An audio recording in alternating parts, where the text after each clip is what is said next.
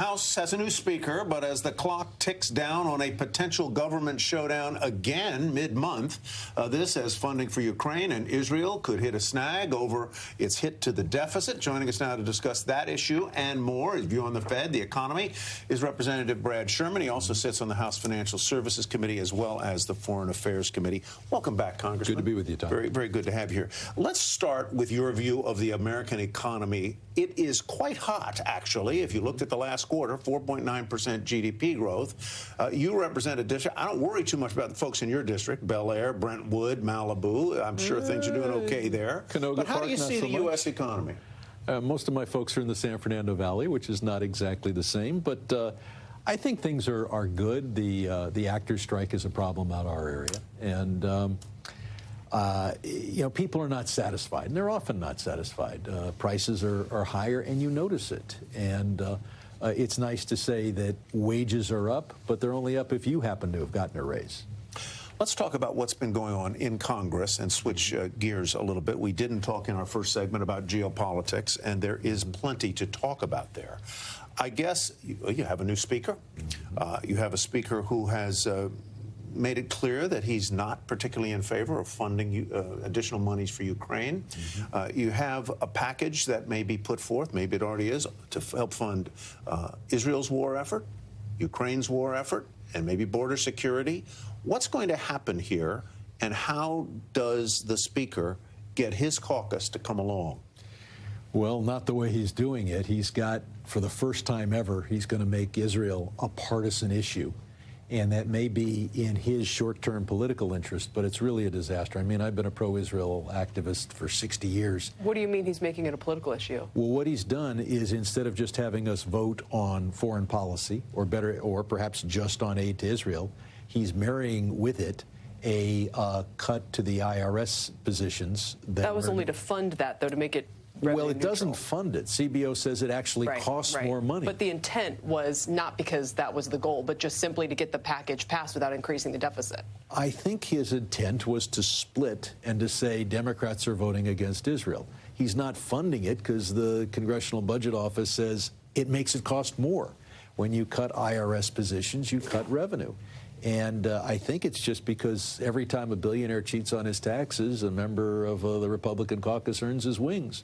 They really hate IRS enforcement because they know that wage earners have to pay, and business people have more complexity, and without an IRS, they don't have to pay. As I understand it, the president has put forward a proposal that would marry aid for Ukraine and aid for Israel under one umbrella. Is that likely to carry? In the Senate, yes. And frankly, if it's split in the House, I think they both carry separately, they both carry together. I think there'll be a smaller number of Republican votes for the Ukraine than for Israel, but I think in general, there's support for meeting our international responsibilities. Do you then, just because it raises this question about the deficit, we've had all these Treasury supply announcements and so forth, this isn't the time and place to probably kind of fight that battle. That aid obviously needs to happen. If it's not passed, we'll probably need more down the road. But on the question of balancing this deficit, which now seems to be persistently with us, what would your ideas be on that front, or how is that going? How is that effort going to at least get started? Not a penny will be spent that the Republicans in the House don't vote for and the Speaker doesn't vote for. And if they have ideas on how to cut spending, that's the place to do it. Likewise, and Republicans won't go for this, we actually need to collect revenue. And some of the cuts that Trump had in his first year have to be rolled back.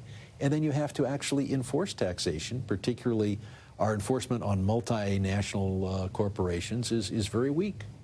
So I just want to circle back. You believe that one way or another, aid for Israel's war effort and aid for Ukraine's war effort will be passed by Congress this year? Probably, because while they each would pass together or separately on the floor of the House, it's up to Mike Johnson to determine whether we get to vote on the floor of the House. You've been an astute observer of and sometime critic of cryptocurrency. Is cryptocurrency being used to finance Hamas? Yes. What's your proof? Well, Hamas solicits contributions. They've collected over $100 million, not so much from donations from individuals as transfers from from Iran and others. And crypto, if it ever really becomes a currency, look, it's not a currency. You got Sandwich Place downstairs from the studio. You can't buy a turkey sandwich there. But if it ever does become a currency, then it's going to be much more effective, because it says right in the name. Cryptocurrency literally means hidden money. And with unhosted wallets, it means the know your customer rules that apply to banking accounts can't apply. Let's talk a little bit about the possibility of a government shutdown. It would seem odd to me, but there's a lot of things that are odd to me, that a new speaker would want one of the first things to happen on his watch to be a government shutdown. Is that likely to happen or not? More likely than not, we will have a shutdown. And the last speaker first tried to pass a highly partisan bill and couldn't pass it, to just keep government going. And then the last thing that Kevin did was pass a bipartisan bill just to keep the government going to the 17th of November, and that's what cost him his speakership. Cost him his job. So you expect that there will be?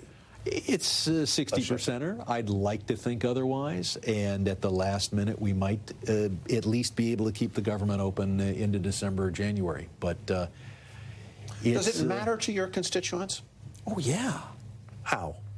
Well, it matters to people watching this show. The SEC stops all IPOs if there's a government shutdown.